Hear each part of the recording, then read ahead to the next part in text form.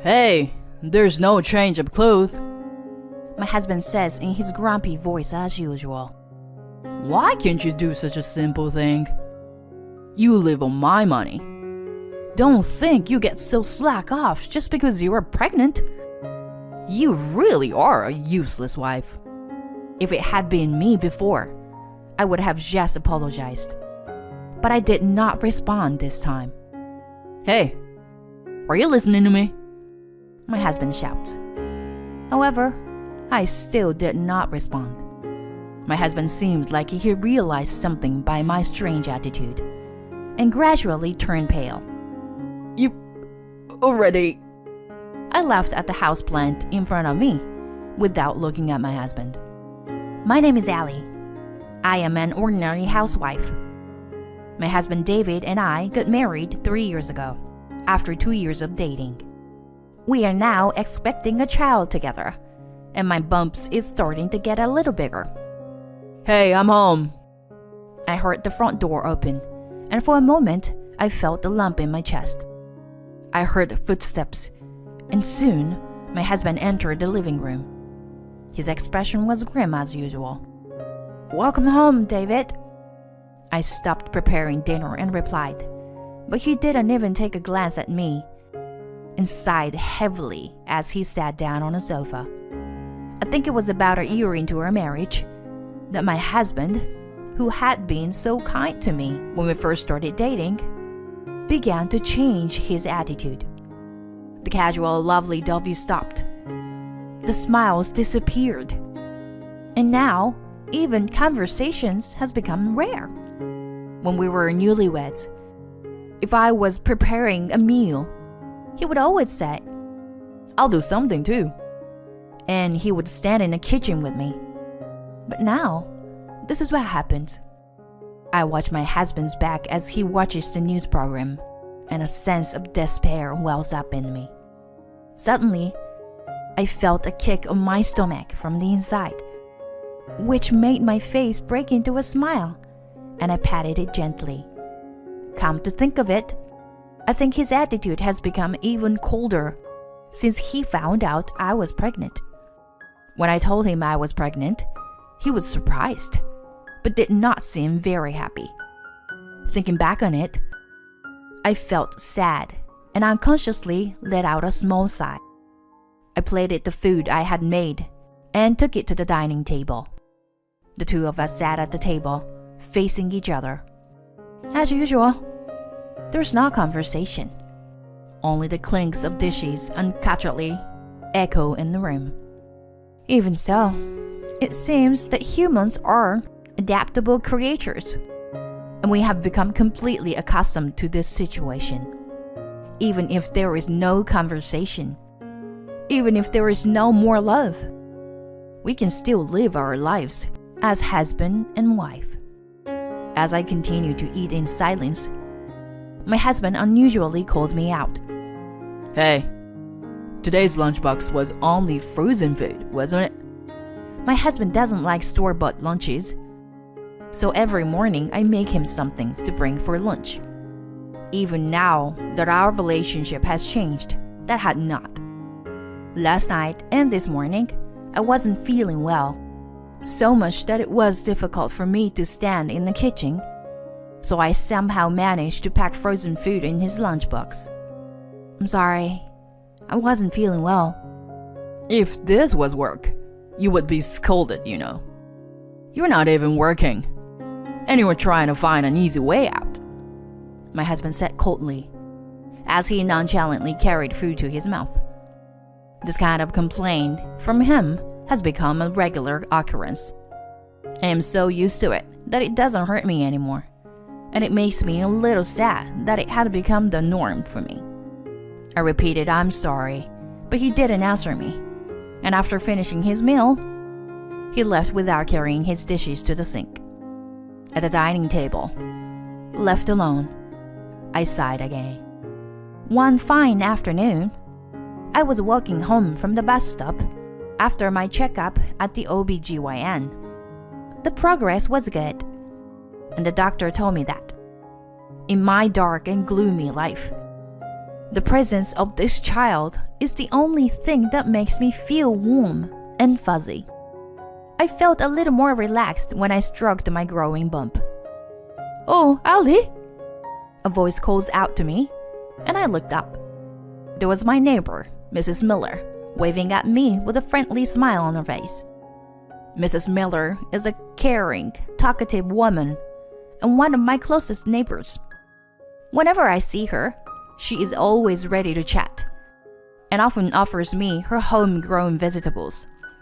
Today, as we were chatting as usual, Mrs. Miller said to me, "Oh, by the way," as if she had just remembered something.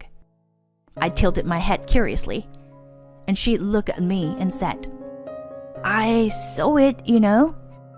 Yesterday, David was walking with a woman." "What?" According to Mrs. Miller's story, she saw my husband walking with a woman yesterday evening in front of the station. "They were both wearing business clothes. And the woman might just be his co-worker, but they even had their arms linked.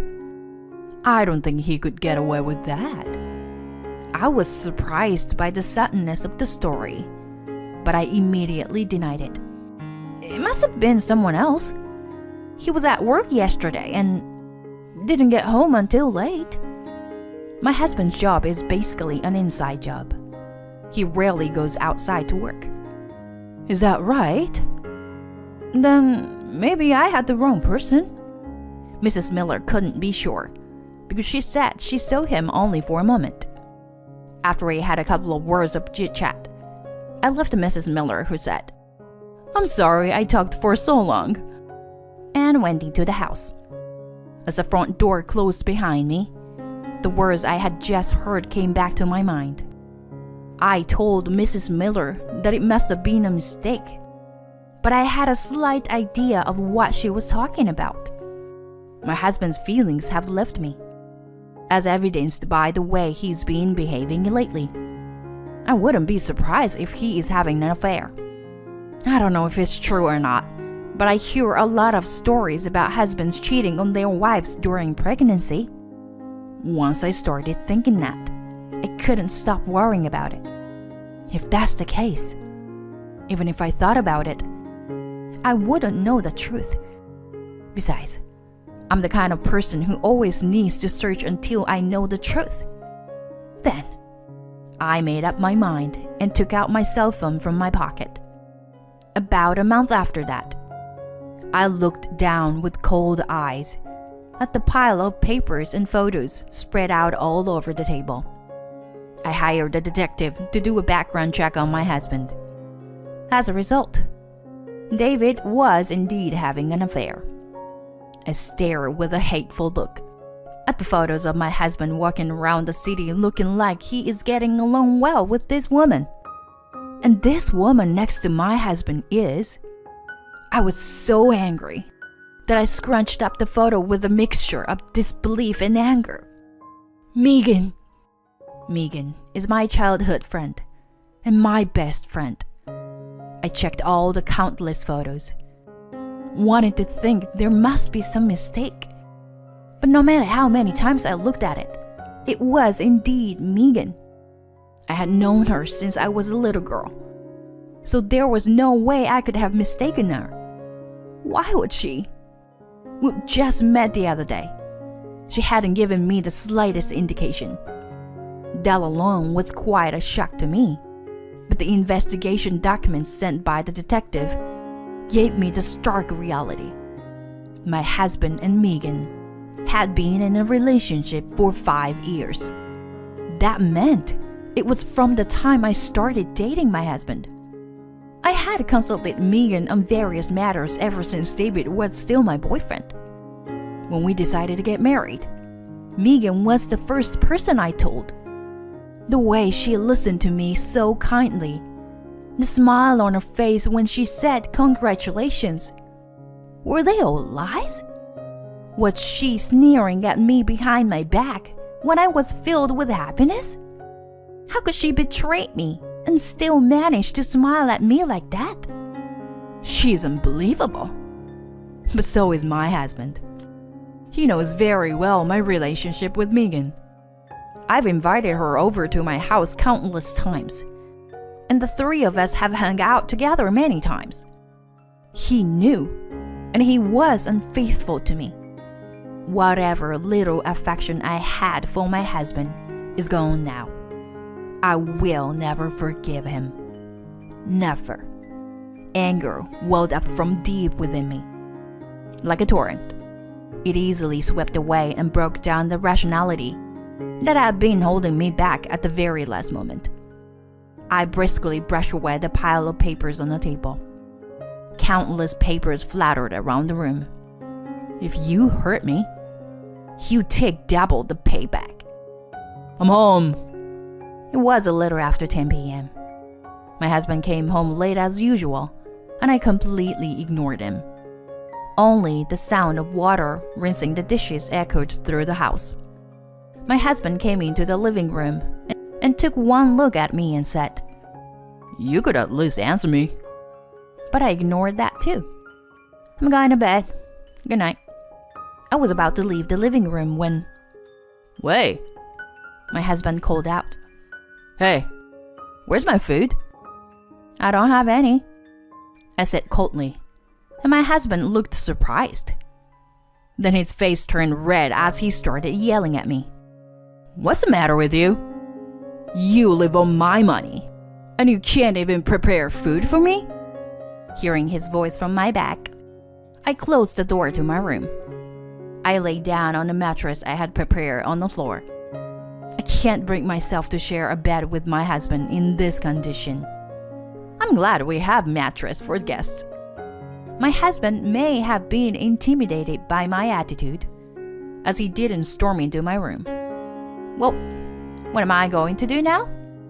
Strangely enough, I am not anxious, and I am so calm inside that I could start laughing.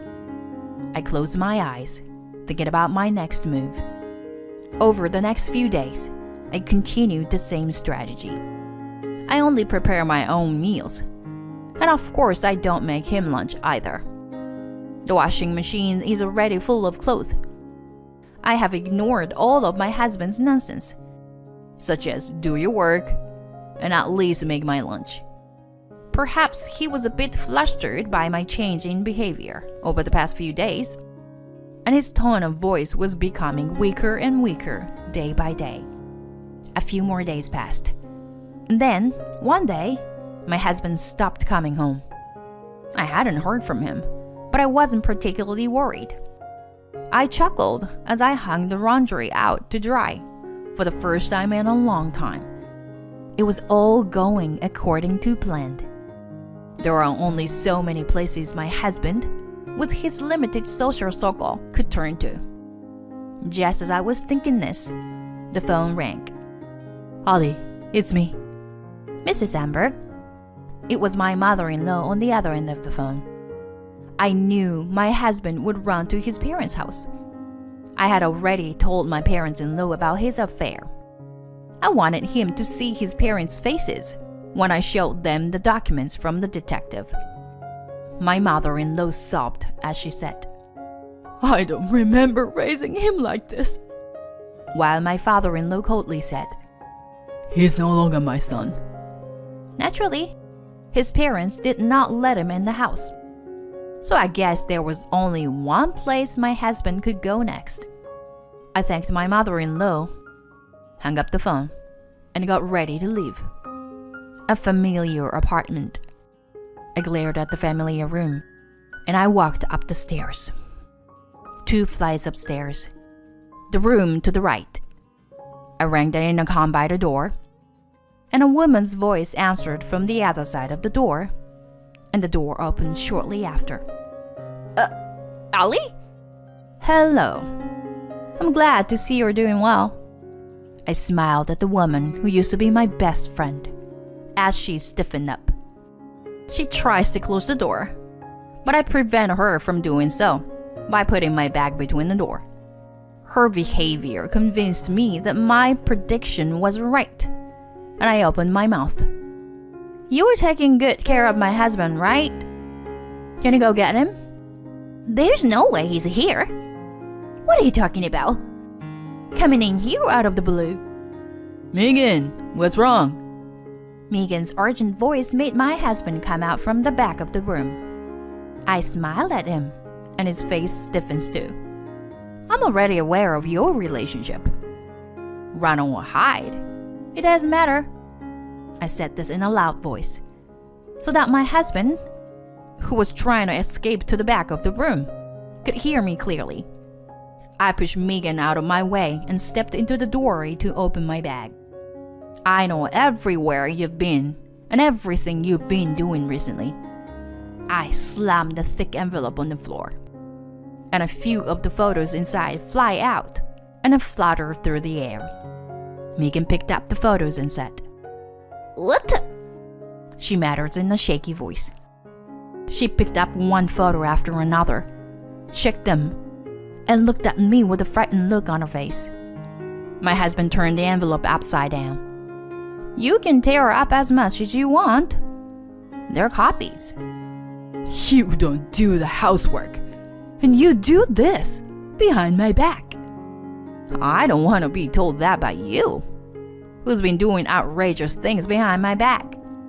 Sighing, I took out another piece of paper from my bag. I'm gonna get straight to the point.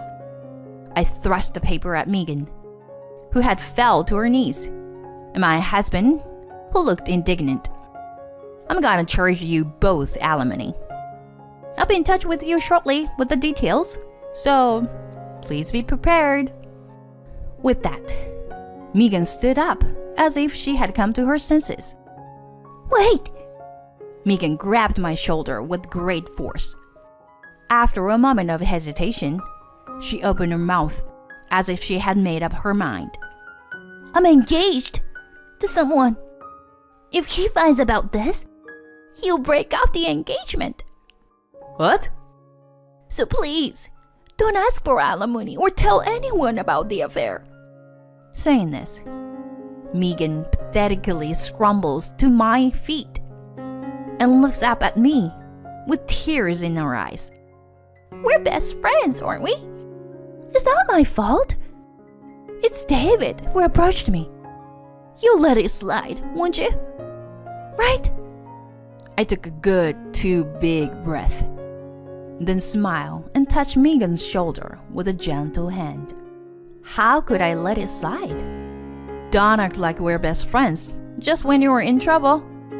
Megan turns hopeless at my words. I push her away and turn to head out. I caught a glimpse of my husband, who was standing there and not even bothering to help Megan up, his shoulders shaking like a frightened little animal. Goodbye. I guess I'll see you in court next time. With these words, I left Megan's house. Before the door closed behind me, I heard them arguing. Judging from my husband's reaction earlier, Megan had not told him about the engagement. The door closed with a loud clank. Either way, it doesn't matter to me. Later, through my lawyer, I revealed the affair to Megan's fiancé. Eventually, the engagement was broken off. I heard through the grapevine that our relationship with my husband also ended because of this, and that she is now living a lonely life on her own. I declared our divorce to my husband and confronted him with the divorce papers. He first told me that he was deeply sorry and begged for another chance. But when I kicked him to the curb, he seemed to have given up and reluctantly signed the divorce papers. With this, I was finally free. A little later, I gave birth to a beautiful baby girl. I went back to my parents' house, and with their help, I am living a happy and joyful life.